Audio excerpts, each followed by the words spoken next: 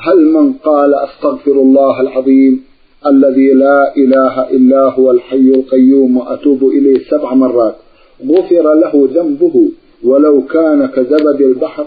وهل ورد في هذا حديث عن الرسول صلى الله عليه وسلم؟ نعم، ورد في فضله حديث رواه الحاكم وغيره في حث على هذه الكلمات: أستغفر الله الذي لا إله إلا هو الحي القيوم وأتوب إليه. فالإكثار منها فيه فضل عظيم، ومن أسباب غفران الذنوب لمن صدق في ذلك وتاب إلى الله سبحانه وتعالى، فهو استغفار عظيم. لكن إنما يحصل هذا الفضل العظيم لمن تاب توبة صادقة. لهذا قال: أستغفر الله الذي لا إله إلا هو الحي القيوم وأتوب إليه. والتوبة الصادقة تشتمل 3 أمور، تشتمل على 3 أمور. الأمر الأول الإقلاع من الذنوب وتركها طاعة لله وتعظيما له.